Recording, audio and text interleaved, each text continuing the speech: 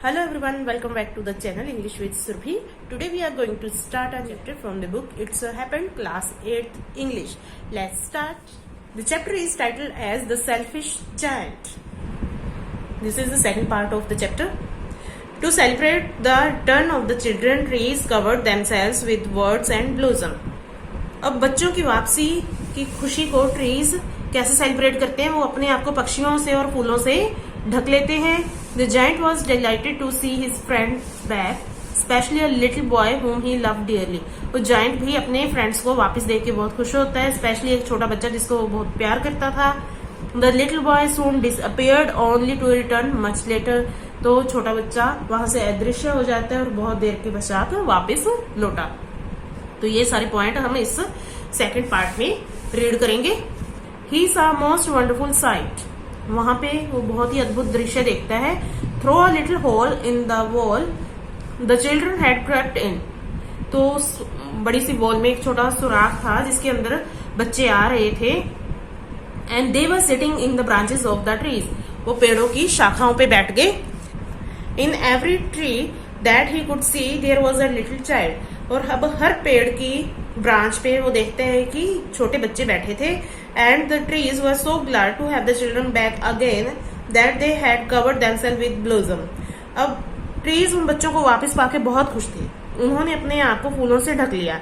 And were waving their arms gently above the children's heads. और वो अपनी arms को बहुत प्यार से बच्चों के सिर के ऊपर हिला रहे थे. The birds were flying about and twittering with delight. पक्षी उड़ रहे थे और चहचहा रहे थे, बहुत खुश थे वो भी. And the flowers were looking up through the green grass and laughing. जो फूल थे वो भी घास के ऊपर से निकल के आ रहे थे और मुस्कुरा रहे थे, हंस रहे थे. It was a lovely scene. बहुत अच्छा दृश्य था. Only in one corner it was still winter. उस गार्डन के सिर्फ एक कॉर्नर में अभी भी सर्दी का मौसम था. It was the farthest corner of the garden. उस गार्डन का सबसे दूर वाला कोना था वो. And in it was standing a little boy. इसमें एक छोटा बच्चा वहां पे खड़ा था.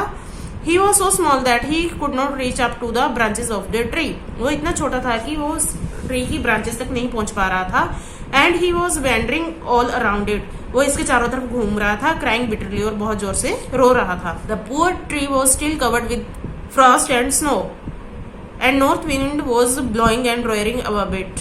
Climb up little boy said the tree. तो जो वो ट्री था जिसपे वो बच्चा बैठ नहीं पा रहा था वो अब भी बर्फ से और पाले से लदा हुआ था. नॉर्थ विंड भी वहां पे गरज रही थी. तो जो ट्री है वो बच्चे से कहते हैं कि छोटे बच्चे ऊपर आ जाओ. And it bent its branches down as low as it could. तो जो वो ट्री है वो अपनी ब्रांचेस को नीचे झुकाता है जितनी वो झुका सके, लेकिन बच्चा बहुत छोटा था.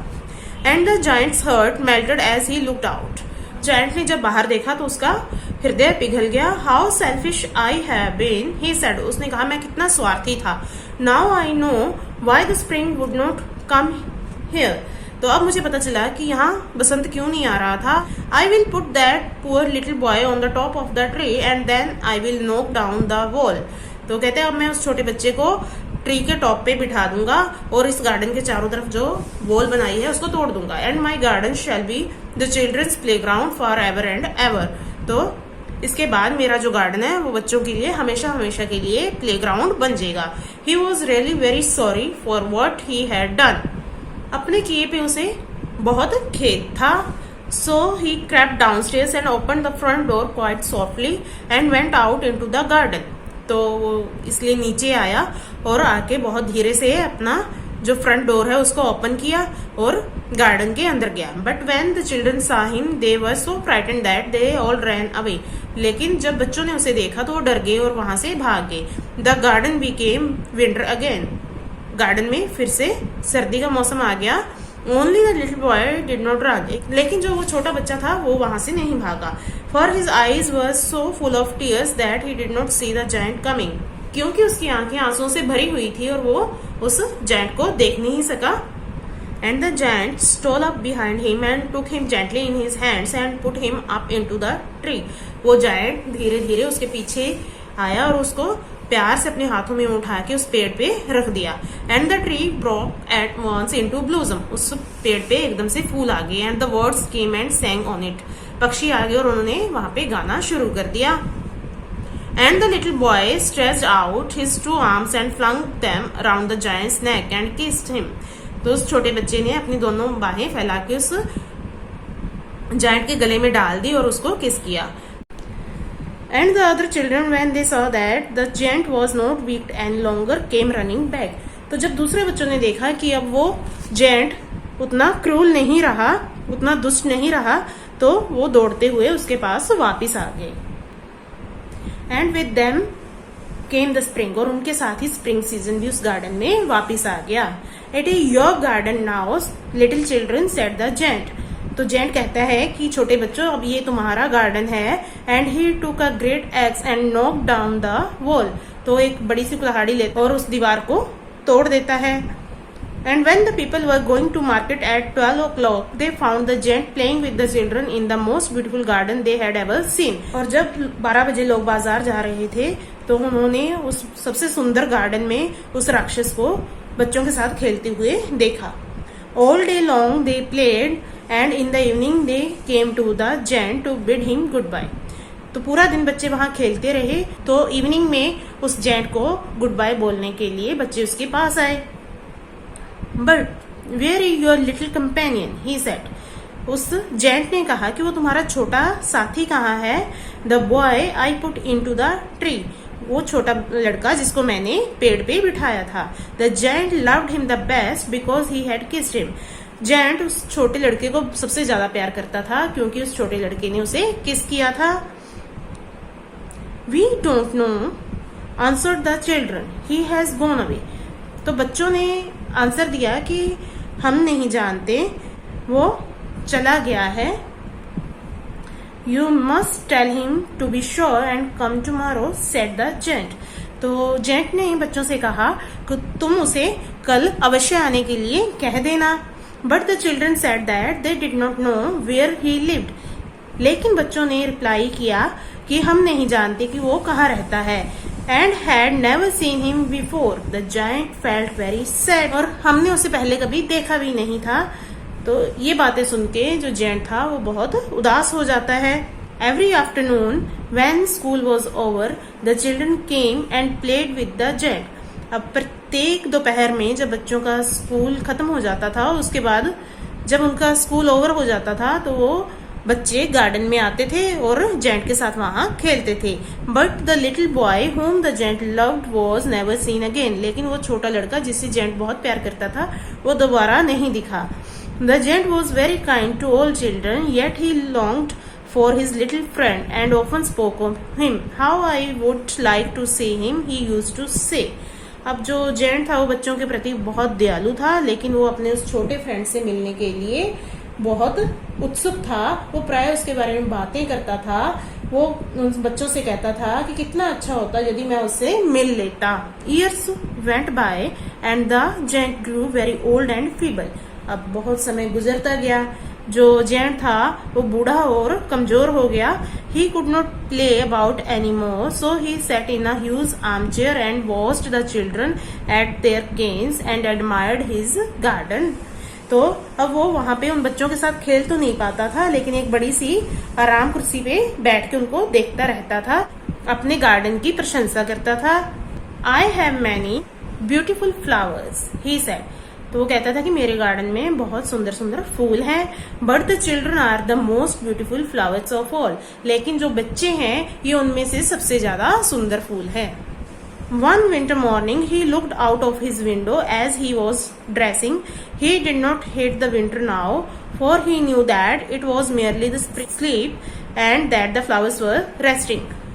क्योंकि अब उसे पता था कि जो स्प्रिंग सीजन है वो सोया हुआ है और फूल आराम कर रहे थे, इसलिए विंटर का मौसम आया है।